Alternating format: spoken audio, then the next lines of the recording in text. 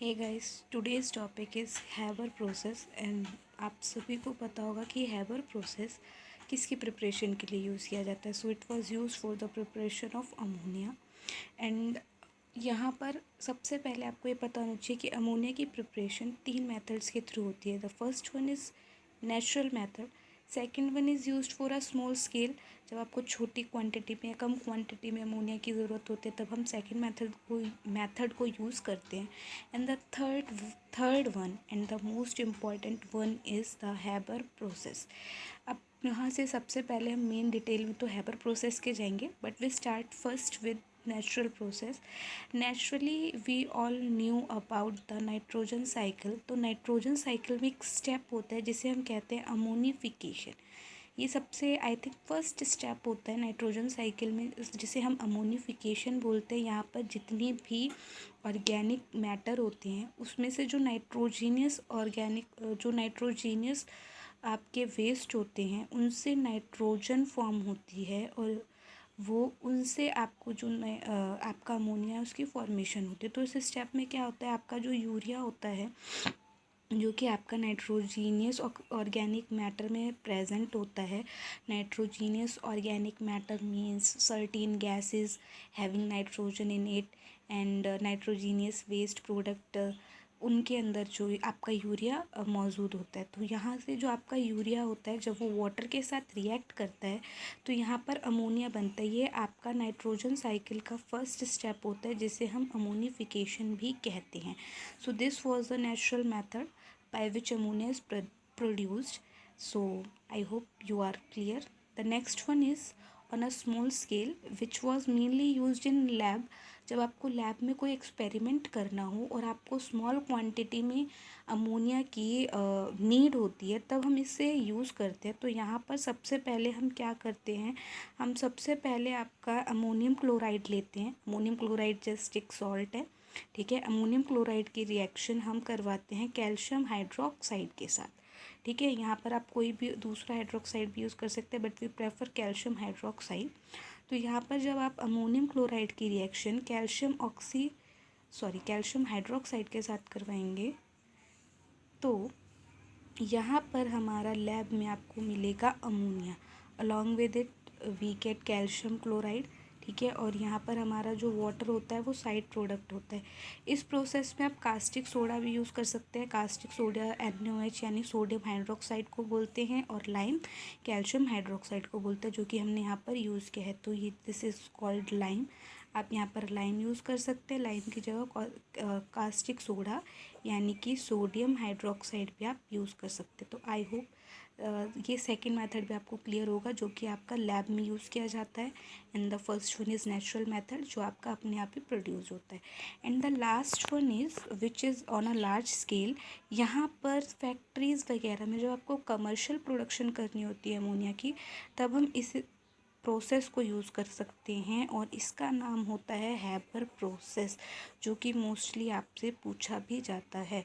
तो Haber process के अंदर क्या होता है, इस प्रोसेस के अंदर बहुत सिंपल सा प्रोसेस है। यहाँ पर नाइट्रोजन गैस को लिया जाता है, साथ में हाइड्रोजन गैस को लिया जाता है, सर्टेन्स कंडीशन सेट की जाती है और यहाँ पर आपका अमोनिया बनके तैयार हो जाता है। तो सबसे पहले हम देखते हैं स्टेप बाय स्टेप हम इसकी प्रिपरेशन करते हैं। सो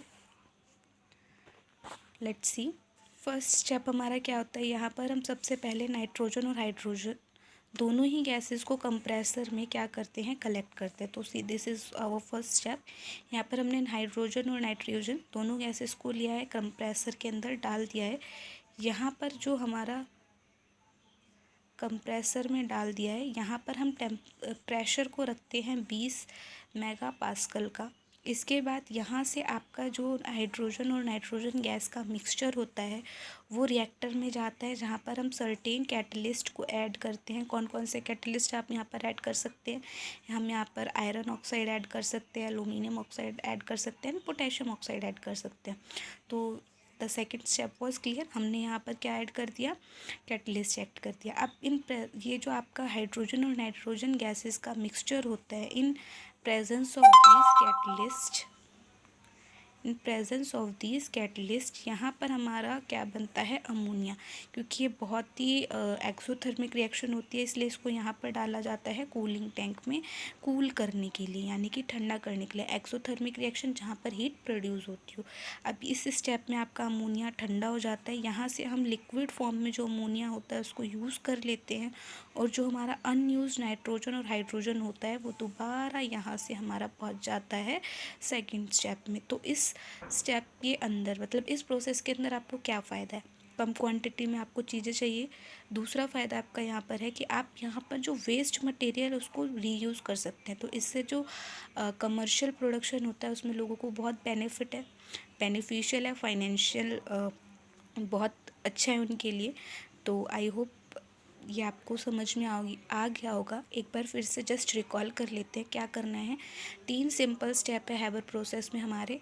फर्स्ट स्टेप, नाइट्रोजन और हाइड्रोजन गैसेस का लेना है, कंप्रेसर में डाल देना है 20 मेगापास्कल के प्रेशर पे। सेकंड स्टेप, रिएक्टर में जाएगा और साथ में हम क्या ऐड कर देंगे, हाइड्रोजन और नाइट्रोजन के मिक्सचर में कैटलिस्ट। कैटलिस्ट कौन कौन से होंगे, iron oxide, aluminium oxide, potassium oxide.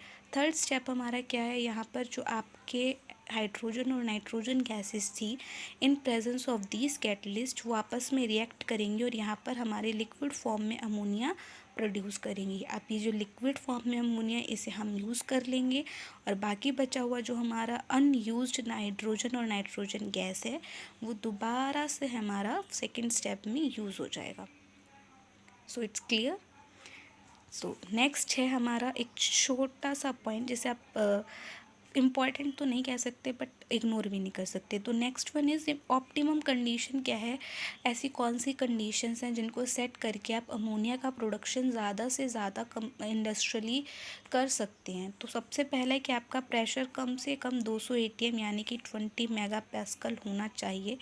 The second one is आपका जो टेम्परेचर होना चाहिए वो 700 केल्विन के आसपास होना चाहिए। And the third one is यहाँ पर कैटलिस्ट ज़रूर होना चाहिए। कैटलिस्ट हमारे रिएक्शन का रेट बढ़ाते हैं। रेट ऑफ रिएक्शन इंक्रीज़ होने से क्या फ़ायदा है, आपका रिएक्शन जल्दी जल्दी होगा, अमोनिया जल्दी जल्दी फॉर्म होगा और जल्दी जल्दी आपका प्रोसेस ओवरऑल बार बार रिपीट करेगा। तो ये थे हमारा आज का टॉपिक। तो उसको जल्दी से समराइज़ कर लेते हैं। अमोनिया, हमें पता है अमोनिया का फॉर्मूला होता है NH3। तो अमोनिया की प्रोडक्शन हमने आज पढ़ी है। यहाँ पर 3 तरीके से होती है। सबसे पहले थी हमारी नेचुरली, दूसरी थी आपकी स्मॉल स्केल पे, थर्ड वन थी हमारी लार्ज स्केल पे। ठीक है। नेचुरली अमोनिफिकेशन के थ्रू, जो कि नाइट्रोजन साइकिल का स्टेप है, तब होती है जब अमोनिया हमारी वाटर के साथ रिएक्ट करते हैं तब हमारा अमोनिया बनता है। सॉरी, यूरिया वाटर के साथ रिएक्ट करता है तो अमोनिया बनता है। सेकेंड वन इज़ जब हम लैब में बनाते हैं, अमोनियम सॉल्ट लेना है हमें, अमोनियम सॉल्ट, अमोनियम क्लोराइड ले लीजिए आप, वटेवर जो आप चाहें, अमोनियम क्लोराइड, उसकी रिएक्शन आप या तो लाइम के साथ करवाएं या फिर सोडियम हाइड्रोक्साइड के साथ, तब आपका अमोनिया बनता है। And the last one is Haber process, जो भी हमने पढ़ा दोबारा रिकॉल कर लेते हैं।